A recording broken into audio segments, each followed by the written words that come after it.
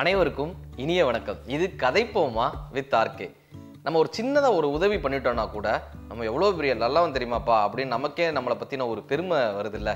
இன்றைக்கி ஒரு குழந்தையினுடைய பிறந்தநாளாக இருக்கட்டும், ஒரு ஆசிரமத்தில் போய் சாப்பாடு போடுறதாகவோ இல்லை ஏதாவது ஒரு 4 நல்ல விஷயம் பண்ணால் அதை ஃபோட்டோ எடுத்து ஃபேஸ்புக்லேயும் வாட்ஸ்அப்லேயும் போட்டு நான் எவ்வளோ நல்லவன் தெரியுமா அப்படின்னு ஊருக்கு காட்டிக்கிறதுல ஒரு பெரிய மகிழ்ச்சி ஒவ்வொருத்தருக்குள்ளேயும் வந்துகிட்டே இருக்குது. பாரதத்தில் சொல்லுது, தற்புகழ்ச்சி என்பது தற்கொலைக்கு சமம்னு சொல்லுவாங்க. நான் எவ்வளோ நல்லவன் தெரியுமாப்பான்னு தன்னை பற்றி தானே புகழ்ந்து கொள்வது என்பது தற்கொலைக்கு சமம்னு சொல்லுவாங்க. இதை பேஸ் பண்ணி கந்தர்வன் அவர்கள் அவருடைய வாழ்க்கையில் நடந்த ஒரு சம்பவத்தை தான் அப்படின்ற ஒரு கதை மூலமாக சொல்லியிருப்பார். அது ஒரு ஆஸ்பத்திரி. அங்கே கிட்டத்தட்ட ஒரு 20-30 பேஷண்ட்ஸ் வரிசையில் நின்றுட்டு இருப்பாங்க, மருந்து வாங்குறதுக்காக நின்றுட்டு இருப்பாங்க. இவர் கந்தர்வனும் நிற்கிறாங்க அங்கே டாக்டரை பார்க்கறதுக்காகன்னு. அது ஒரு வயசான பெரியவருக்கு தலை சுத்தல் ஏற்படுது. தலை சுற்றி மேலேருந்து வறண்டாலேருந்து கீழே விழுந்துடுறாரு. 2வது மாடியிலேருந்து கீழே விழுந்துடுறாங்க. அந்த பெரியவரை சுற்றி ஒரு 10-20 கூட்டம் ஏற்படுது.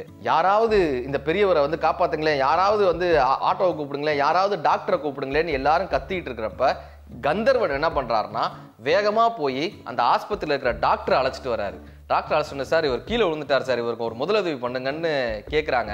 இப்போ டாக்டர் என்ன பண்ணுறாருன்னா அவருக்கான தையல் கட்டு எல்லாம் போட்டுட்டு இவரை இங்கே பார்க்க முடியாதுங்க, இவர் மேலேருந்து விழுந்ததில் நம்மளால் ஃபர்ஸ்ட் எய்ட் மட்டும்தான் பண்ண முடியும். நீங்கள் என்ன பண்ணுங்கன்னா வேகமாக பெரிய ஆஸ்பத்திரிக்கு கொண்டு போங்க, டவுனில் இருக்கிற பெரிய ஆஸ்பத்திரிக்கு கொண்டு போங்க. இன்னும் ஒரு 3 மணி நேரம் 4 மணி நேரத்துக்குள்ளார அவர் பெரிய ஆஸ்பத்திரிக்கு கொண்டு போங்க, இல்லைன்னா இந்த பேஷண்ட்டை காப்பாற்றுறது கஷ்டம் அப்படின்னு டாக்டர் சொல்கிறாரு. இப்போ இவர் என்ன பண்ணுறதுனே தெரியாமல் கந்தர்வன் முழிச்சிட்டு இருக்காரு. அப்போ டாக்டர் சொல்கிறாரு, என்னுடைய ஃபீஸ் 500 ரூபா, அதை கொடுத்துட்டு போங்கன்றார். இவர் ஆஸ்பத்திரிக்கு தான் வந்திருக்காங்க. இவர் ஆஸ்பத்திரிக்கு இவர் ஆஸ்பத்திரியில் இருக்கிற 2வது மாடிலேருந்து விழுந்த பெரியவருக்கு ஃபீஸ் கொடுக்க 500 ரூபா அந்த பெரியவருடைய மனைவி கிட்ட இல்லை. அவங்க சொல்கிறாங்க, நாங்கள் இவரை பார்த்து இந்த மாத்திரை வாங்குறதுக்கே தினக்கூலி மூலமாக ஏதோ வச்சுதாங்க நாங்கள் இங்கே வந்திருக்கோம். வந்த இடத்துல இவர் மேலேருந்து கீழே விழுந்துட்டார், இப்போ எங்களுக்கு என்ன பண்ணுறதுன்னு தெரியலன்னு அந்த அம்மா அழுகுறாங்க. கந்தர்வன் என்ன பண்ணுறாரு, தன்னுடைய சட்ட பையிலிருந்து ஒரு 500 ரூபாயை எடுத்து டாக்டர்கிட்ட கொடுக்குறாரு. டாக்டரோட ஃபீஸை கொடுத்துட்டு இந்த பெரியவரை தூக்கி அங்கே இருக்கக்கூடிய ஒரு டாக்ஸியில் உட்கார வச்சு தன்னுடைய வீட்டுக்கு டாக்ஸியை விட சொல்கிறாரு, தன்னுடைய வீட்டுக்கு விடுங்க அப்படின்னு. இப்போ டாக்ஸிக்காரர் கந்தர்வன் அவரோட வீட்டுக்கு போயிட்டு இருக்காங்க. அந்த பெரியவரும் அவங்க அம்மாவும் அவங்க கூடயே அமர்ந்திருக்காங்க. இப்போ கந்தர்வனுக்கு தோணுது, அத்தனை பேர் அங்கே இருந்தாங்க, யாருக்குமே உதவணும்னு தோணல, நான் தான்ப்பா என் பையிலிருந்து 500 ரூபாய் எடுத்து கொடுத்துருக்கேன் அப்படின்ற ஒரு சின்ன ஒரு தான் அப்படி எட்டி பார்க்குது. இப்போ அவர் யோசிக்கிறாரு, இந்த பெரியவர் நமக்கு யாருன்னே தெரியாது, ஆனாலும் இவருக்கு நம்ம உதவி செய்யணும்னு நினைக்கிறோம்ல, நம்மளுடைய மனது எவ்வளோ பெரிய நல்ல மனது அப்படின்னு அவருக்குள்ள ஒரு பெருமிதம் வருது. கந்தர்வன் தன்னுடைய வீட்டுக்கு போய் அந்த அம்மாட்ட கேட்குறாங்க, ஏமா நீ காசு ஏதாவது வச்சுருக்கீங்களா, பெரிய ஆஸ்பத்திரியில் சேர்த்து வைத்தியம் பார்க்கணும்னா எப்படி ஒரு 10-15 ரூபா வச்சுருக்கோம், வேணும், வச்சுருக்கீங்களான்னு கேட்குறாரு. அந்த அம்மா சொல்கிறாங்க, நாங்கள் தினக்கூலிங்க, எங்ககிட்ட காசே கிடையாது, நாங்கள் இருந்த காசை எடுத்துக்கிட்டு இங்கே மருந்து வாங்கலான்னு வந்தோம், இப்படி ஆயிடுச்சு, என்ன பண்ணுறதுன்னு தெரியலன்றாங்க. இப்போ அவர் தன்னுடைய வீட்டுக்கு அனுப்பி தன் மகளின் திருமணத்திற்காக வச்சிருந்த 18,000 ரூபாயை எடுத்து ஒரு பையில போட்டுட்டு யாருன்னே தெரியாத இந்த பெரியவரை காப்பாற்றுறதுக்காக டவுனில் இருக்கிற ஆஸ்பத்திரிக்கு தன்னுடைய டாக்ஸியை விட சொல்கிறாரு. அந்த டாக்ஸியை விட சொல்கிறாங்க. டாக்ஸி வேமா டவுனில் இருக்கிற அந்த ஆஸ்பத்திரிக்கு போகுது. இப்போ கந்தர்வன் யோசிக்கிறாரு, யாருன்னே தெரியாத இந்த பெரியவருக்காக என்னுடைய மகளின் திருமணத்திற்காக வச்சிருந்த பணத்தை நான் எடுத்து செலவழிக்கிறேன் அப்படின்னா நான் இந்த சமூகத்தில் ஒரு மனிதனாக வாழ்ந்து கொண்டிருக்கிறேன்ற ஒரு பெருமிதம் அவருக்கு இன்னும் கூடுது. அவரை அட்மிட் பண்ணுறாங்க, அந்த பெரிய ஆஸ்பத்திரியில் கொண்டு போய் அவரை அட்மிட் பண்ணுறாங்க அந்த பெரியவரை. இப்போ அவருக்கு ஒரு பெரிய மன நிறைவு ஏற்படுது. கிட்டத்தட்ட இரவு 1 மணி 2 மணிக்கு அந்த பெரியவரை அட்மிட் பண்ணுறாங்க. கந்தர்வனுக்கு ஒரு மன நிறைவு ஏற்படுது. எப்படியாவது இந்த பெரியவரை காப்பாற்றிடலாம், ஒரு உயிரை காப்பாற்ற முடிந்தது, என் வாழ்க்கையில் கிடைத்த ஒரு மிகப்பெரிய சாதனைன்னு கந்தர்வனுக்கு ஒரு சந்தோஷம் ஏற்படுது. இப்போ டாக்டர் வராரு, யாராவது ஒருத்தர் இவருக்கு ரத்தம் கொடுத்தா தான் இவரை காப்பாற்ற முடியும், யார் இங்கே ரத்தம் கொடுக்குறாங்கன்னு கேட்குறாங்க.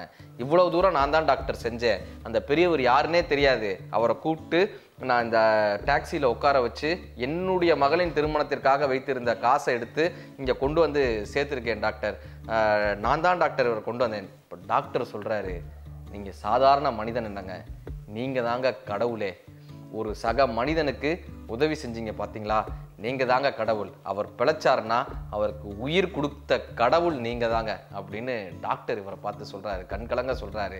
கந்தர்வனுக்கு தோணுது, நம்ம மனித நிலையிலிருந்து ஒருபடி மேலே போய் கடவுள் நிலைக்கு வந்து விட்டோமோ அப்படின்ற ஒரு எண்ணம் வந்து கந்தர்வன் அவர்களுக்கு வருது. நமக்கு இவ்வளோ பெரிய வாய்ப்பை கடவுள் கொடுத்துருக்காரு, நம்மை கடவுளாகவே பார்க்கக்கூடாது. ஒரு மருத்துவர் வந்து நம்மக்கிட்ட நீங்கள் தாங்க கடவுள்னு சொல்லிட்டு போகிறாரு, இதை விட நமக்கு வாழ்க்கையில் என்ன வேணும் அப்படின்னு ஒரு பெரிய ஒரு சந்தோஷம் அவருக்கு ஏற்படுது. 2 கையை டாக்டர்கிட்ட நீட்டுறாரு. டாக்டர், எவ்வளவு ரத்தம் வேணுமோ எடுத்துக்கங்க டாக்டர், என் 2 கையில் இருந்தும் உங்களால் எவ்வளவு ரத்தத்தை அவருக்காக உறிந்து கொள்ள முடியுமோ உறிஞ்சு கொள்ளுங்க டாக்டர் அப்படின்னு 2 கையை நீட்டுறாரு.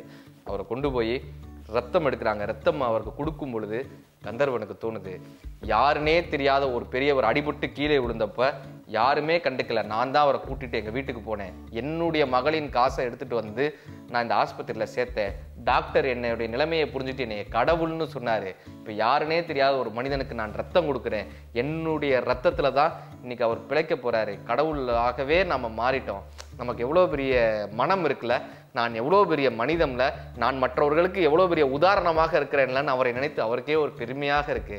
ரத்தம் கொடுக்குறாரு. ஒரு தலை சுத்தல் ஏற்படுற மாதிரி இருக்கு. ஒரு ஒரு யாராவது ஒரு சாப்பிட்டால் நல்லா இருக்குமேன்னு தோணுது. ஏன்னா முதல் நாள் மதியம் சாப்பிட்டது அவருக்கு ஏதாவது சாப்பிடணும் போல தோணுது. ஒரு 4 மணி 5 மணி விடிய காலை 4 மணி 5 மணி இருக்கும். அந்த பெரிய ஆஸ்பத்திரியில விட்டு வெளியே வராரு. எங்கேயாவது ஒரு ஜூஸ் கடை இருக்குமா, அந்த ஆஸ்பத்திரி வாசல்லாம் தள்ளு வண்டி வச்சு ஜூஸ் விற்பாங்க, எங்கேயாவது ஒரு ஜூஸ் கடை இருந்ததுன்னா ஒரு ஜூஸ் குடிக்கலாமே, ஒரு பழச்சாறு கிடைக்குமே அப்படின்னு சுற்றி முற்றி பார்க்குறாரு. ஒரு இடத்துல பழக்கடை மூடி இருக்கு, அது பக்கத்தில் ஒரு அழுக்கு லுங்கி கட்டி ஒருத்தர் வந்து அழுக்கு லுங்கியை வந்து போத்திட்டு தூங்கிட்டு இருக்காரு. காலையில் ஒரு 5 மணிக்கு கந்தர்வன் வந்து மெல்லமாக போய் அவரை எழுப்புறாரு. எழுப்பி எனக்கு ஒரு ஜூஸ் கிடைக்குமான்னு கேட்குறாரு. அந்த லுங்கி அழுக்கு லுங்கி போர்த்தியவன் எந்திரிச்சு, அழுக்கு உடம்போடு எந்திரிச்சு அந்த தள்ளுவண்டியில் இருக்கக்கூடிய துணியை விலக்கி ஒரு 4 சாத்துக்குடியை பிழிஞ்சு ஒரு பெரிய டம்ளர் நிறைய ஒரு ஜூஸ் போட்டு அவருக்கு கொடுக்குறான். அவர் அந்த பசியோட அந்த ஜூஸை வந்து ரொம்ப ஆனந்தமாக பருகிறாரு. பருகிட்டு ஒரு 50 ரூபாய் எடுத்து நீட்டுறாரு. கையை நீட்டும் போது அந்த அழுக்கு லுங்கி கட்டணும் கேட்குறான், சார் ரத்தம் கொடுத்தியா சார்? ஆமாம்ப்பா அப்படின்னு அந்த கையை நீட்டுறாரு. இந்த இடத்துல அந்த பேண்டேடு ஒட்டியிருக்கு, அதை பார்த்துட்டு தான் அவர் கேட்குறாரு, சார் ரத்தம் கொடுத்தியா சார்? ஆமாம்ப்பா. ரத்தம் கொடுத்தவங்கள்ட்டலாம் நான் காசு வாங்குறதில்ல சார். அந்த அழுக்கு லுங்கி கட்டியவன் சாதாரணமாக சொன்னது கிருஷ்ண பரமாத்மா கீதையில் சொன்னது போல் கந்தர்வனுடைய காதில் விழுகுது. அழுக்கு லுங்கி கட்டியவன் சொன்ன வார்த்தை, சார் ரத்தம் கொடுத்தவங்க கிட்ட நான் காசு வாங்குறதில்ல சார், பரவாயில்ல சார், இன்னொரு ஜூஸ் குடி சார்னு கொடுத்துட்டு அந்த அழுக்கு லுங்கியை மீண்டும் போர்த்தி கொண்டு அவன் தூங்கி விட்டான். எனக்குள் இருந்த தான் அந்த நொடியில் அழிந்ததுன்னு கந்தர்வன் அவர்கள் இந்த கதையை முடிச்சிருப்பாங்க. நல்லது செய்ய வேண்டியது நமது கடமையே தவிர அது சேவை அல்ல அப்படின்றத இந்த கதை நமக்கு உணர்த்தியிருக்கோம். முடிஞ்ச அந்த கதையை படிச்சு பாருங்க. மீண்டும் இதே போல ஒரு சுவாரஸ்யமான கதையோடு உங்களை சந்திக்கும் வரை உங்களிடமிருந்து விடைபெறுவது ஆர்கே. நன்றி, வணக்கம்.